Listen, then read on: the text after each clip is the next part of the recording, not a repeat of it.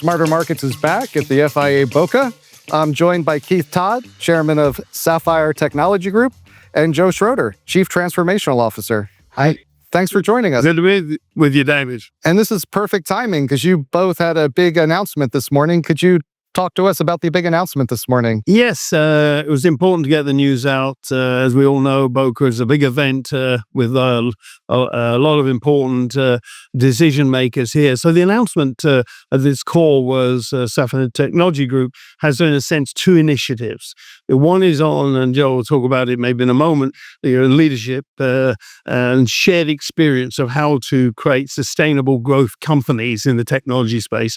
The second is actually a partnership with Charles Bank, where we are co-investing in transformational projects. The common link is the Sapphire doctrine. This is an approach to how to run companies successfully that's developed, frankly, over the last 25, 30 years, evolved by a team of us that come together, and we've had great success in the past, and we believe it can be propagated much more widely. And what's the key to the Sapphire approach? I think the center of gravity is that you need to have the right culture and leadership. There's a very simple word called authenticity. Yes, you must have a vision as to where you're going, but behind that is a unification. And I'm sure many of your listeners out there will just reflect on organizations they've been part of where, without being too rude, they're dysfunctional. There's no alignment behind a single strategy, with a single culture, with a single mission, with a single energized passion to deliver what's required.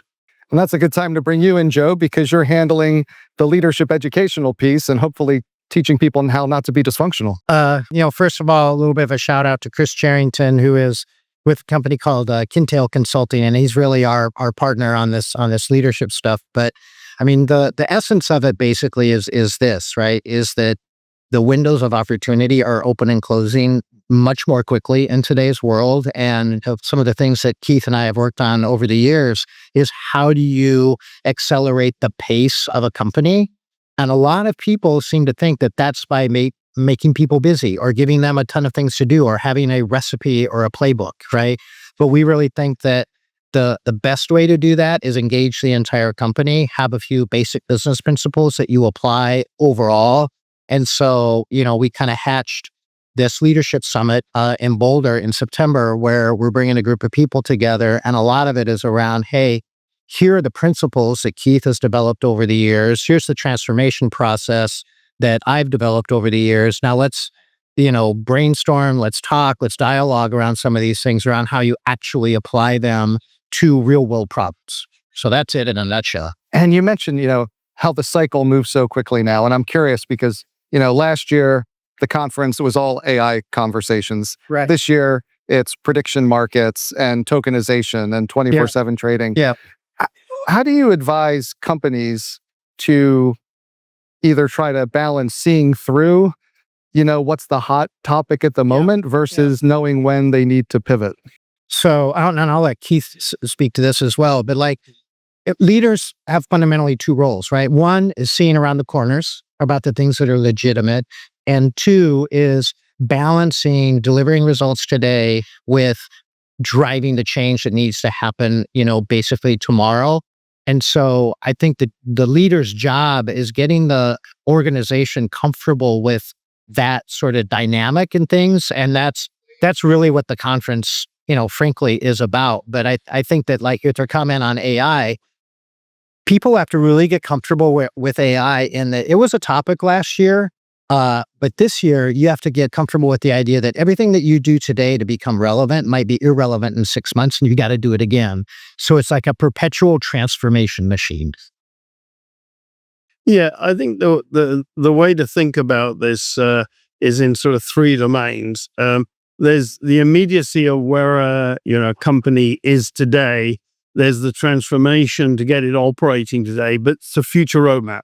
So to your point about whatever it may be, whether it's blockchain, prediction markets, any of these topics, they're part of future roadmaps. It shouldn't fundamentally change what's being delivered today, but you have to be aware of them and take advantage of you without any doubt. The big danger is firms that change their strategy very often generally fail. A strategy is a very solid, clear view, not based on any one technology, not based on any one particular in the capital market form of trading. It's there for the long term. And how important is it to have the education piece along with the investment piece? And do you see those as really working together, or are they? They're totally linked together. It's the same philosophy, but it was deep belief is around some of these principles. Business is a team game. It's not an individual game. It's a team game. The alignment of team, as I was talking about earlier, behind a common vision, is very, very, very powerful. But it's also a game, and I mean this professionally, not frivolously, where all stakeholders should win. This is not about making PE profitable and successful. It's about the team members feeling highly motivated and fairly rewarded. It's about the communities you operate in really wanting you to be there. Customers getting value for money and enjoying doing business with it. And investors, yes, they should get better than market returns.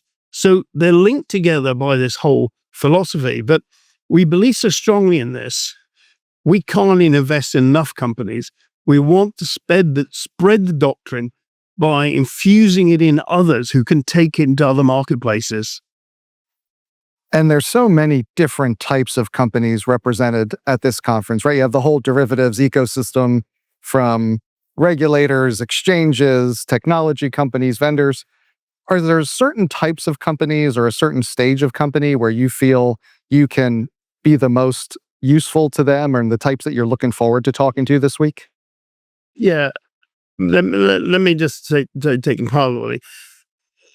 In technology and marketing world, there's well-known concepts about crossing the chasm. The innovation happens early on, but does the company get to the start of Main Street across the chasm? We see the big opportunity is for those who have crossed the chasm, have been driven by a founder mentality with just sheer will, that to scale and make the company fit for growth, it requires a different ethos, a different doctrine to be applied to it. There are another group of companies, I'm afraid there's too many of them out there, that are falling back into the chasm, that got out of it because they lost their way. They lost their energy and their passion. So there's two sort of, in my view, sort of central focal points. Those that have just crossed the chasm and want to take the incredible innovation to the next stage. And those who have just lost their way, we can help reinvigorate them and refocus them. And another part of the press release this morning was talking about leadership training that you'll be doing in Boulder, Joe. Yeah. Is that part of that? How to cross the chasm? Yeah, 100%. I mean, it really is about how do you shift from sort of, hero-like efforts to having a few single priorities that you can engage the whole company in. Because once you get past the chasm, you can't do it all by yourself at the top of leadership. You need to have the whole company engaged with you. And we talk about this a lot. Alignment is probably the biggest secret to that. And it's dynamic. You have to be constantly and consistently on message, on pace with what your mission is, so that everybody in the company can basically move on with you. And that's a lot of what we'll be getting into at the summit. That's great. And not to jump ahead, but if you think ahead to next year, like what would you, if you could accomplish one thing or see the industry accomplish one thing over the next year, what would that be? Well, Joe, you first. Well, I'll answer this. I think that the industry should embrace doing the hard things, which in our mind is if you focus on all of those stakeholder groups, the customer, the employee, the investor, and the community in which you operate, I think if you do that well, which I think is among the most difficult, I think it'll shift that focus of the industry to a bit of that longer term perspective. And I think that in turn will yield a much healthier industry where we're kind of all winning. And I think that that's a good environment to operate in. I think if I could just separate your question into two pieces. On the industry front, I just encourage everybody out there not to fall too much in love with any fad. Yeah, technologies through my career have come and gone. Approaches have come and gone. Some sustain, and they may well have a material part of the future. But be careful of just the new lollipop, the exciting thing in town. On our own business front, without doubt, we're expecting to have had a phenomenal Boulder event. And if anybody out there is listening is interested, then go on to Transform 26 and register. We're limited for places now, but be delighted to have it. We see that as a great success. And by the time we're here next year, our first investments will have happened. Fantastic. Thanks both for joining us. This was really great. Appreciate your time. Yeah, great. Good to Thanks see for you. taking the time. Thank you.